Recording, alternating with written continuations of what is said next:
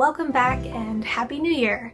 Today I'm here with a general reading update as well as a few of my reading statistics from 2019. So 2019 was actually a pretty big year for me as far as books go. I completed 69 books with a total of 19,623 pages, making it my biggest reading year since I joined Goodreads in 2012.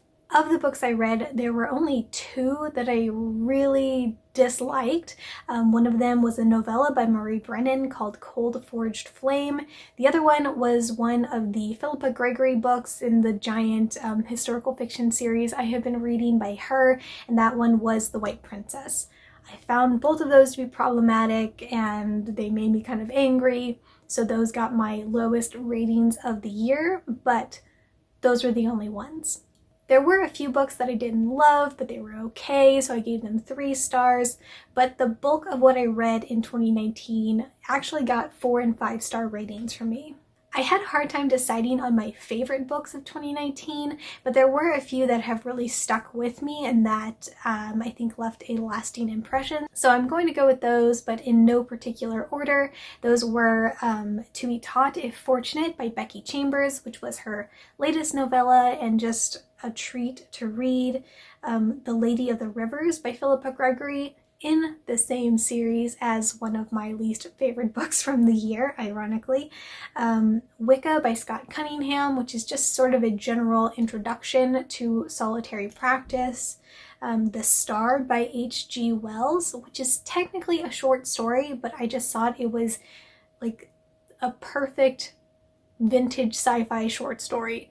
Not problematic, there were lots of feelings, it was intense, and it was just cool. And finally, The Warrior's Apprentice by Lois McMaster Bujold, which is part of her Vorkosigan Saga, and which I'm going to talk about a little bit more in a minute.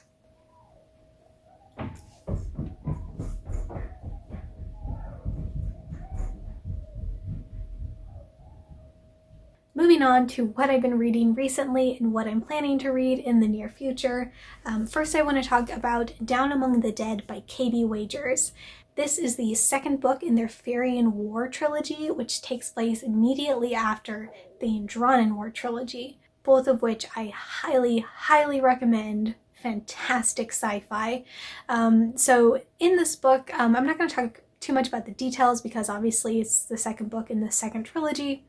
You're going to get some spoilers, but one of the things that I really appreciate about this series is the way that the main character experiences the traumatic events that are going on around her. I think very often in these sorts of action-packed sci-fi fantasy series, people are experiencing true trauma, but they just like get up and run and move on to the next thing and they don't really process it that much.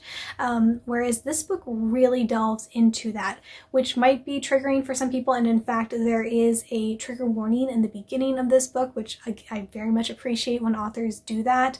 That this just deals with a lot of grief, it deals with depression, it deals with a lot of very heavy issues, and the writing is so raw and real, and K.B. Wagers even talks about it at the end of this book, just how difficult it was to write and how difficult it was to separate themselves from what their characters were going through and to not get swept up in that grief and just emotional turmoil. And so that's just something I really appreciate that they did for their readers and for their characters in the story, and I think that the series is even better for it.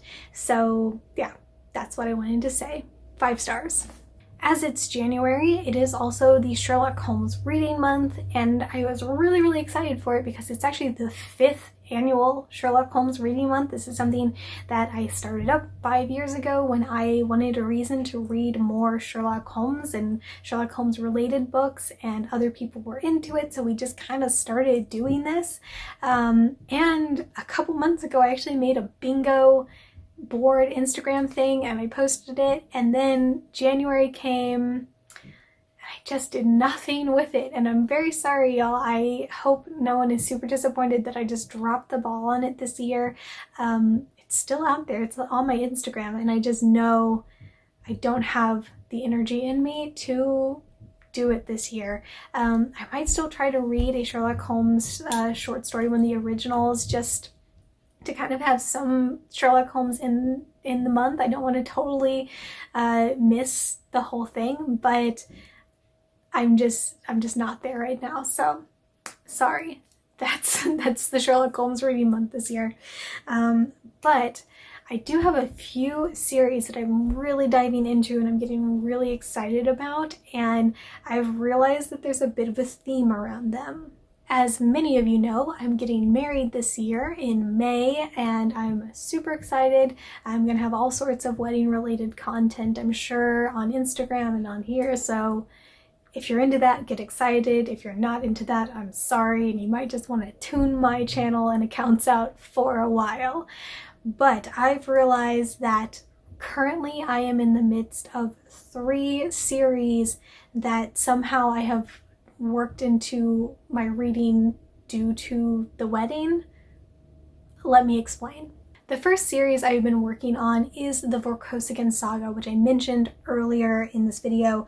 I actually started reading it at the end of the year, around December, November, and I decided to start reading it because this is actually Jess's favorite series.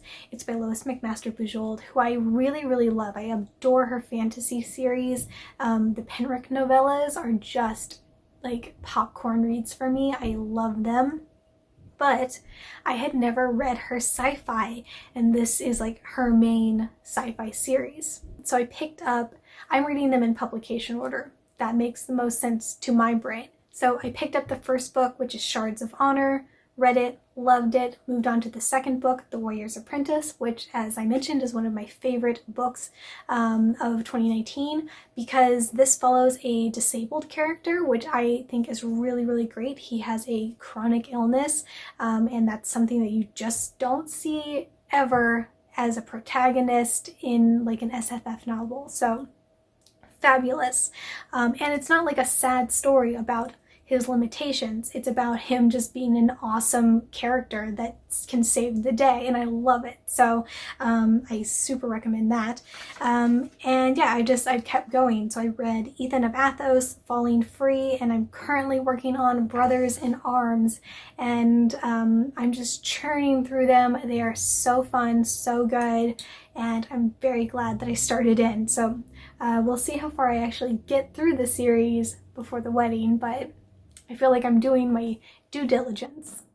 The second series that I'm working on is one I'm actually buddy reading with Jess, and this is actually another series from my Intimidating series video, some of Terry Pratchett's Discworld books.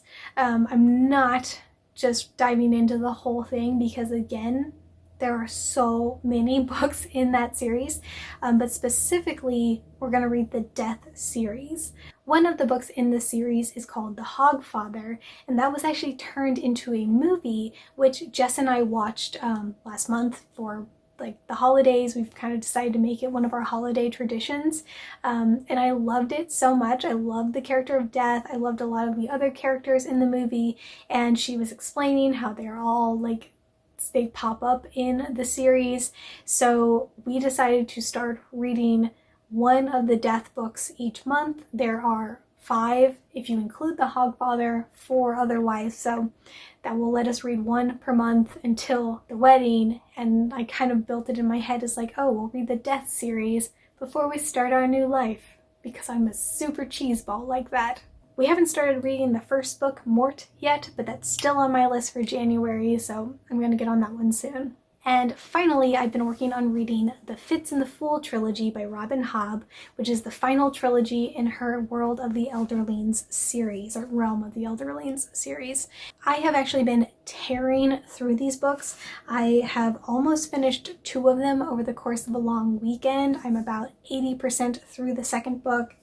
I'm obsessed. This is my life now until I finish the series, and I'm loving it. It's so good.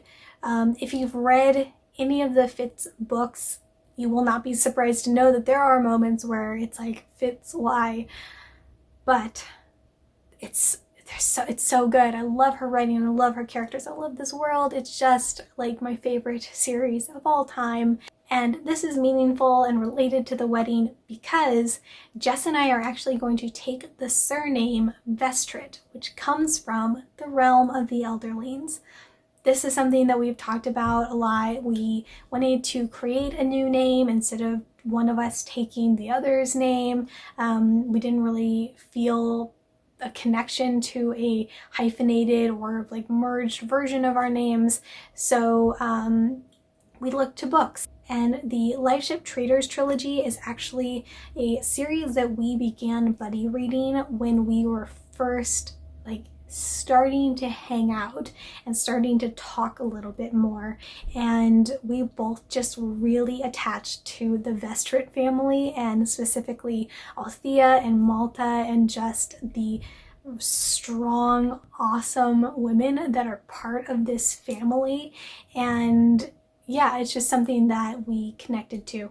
So because of that, because of our love of books, because of our love of those characters, that's something that we decided to take on. And I have been wanting to finish the series for a while. I was possibly going to do some buddy reads, but it just wasn't really working out. So I just decided to dive in, and no regrets. So good. I can't wait to finish it up. I'll probably have the second book done by the time this video is up, in fact. So you now see the wedding theme that is going on in my TBR at the moment. Besides those series, I do also want to keep going with the Philippa Gregory historical fiction series that I've been working on over the past year or so. The next book in that is The Constant Princess, so this one is sitting around on my TBR, but I know I'm not going to pick it up until I get through the rest of the Fitz and the Fool trilogy, so we'll see when this one happens. But that sort of catches you up on where I am right now with my reading, how 2019 went. Let me know down in the comments how your reading year went. Have you set any goals for 2020? What's your TBR looking like? Let's chat about all the things. And thank you so much for watching. Please like this video if you enjoyed it, and subscribe if you'd like to see more. I hope you all are having a wonderful week so far, and I will talk to you soon. Bye!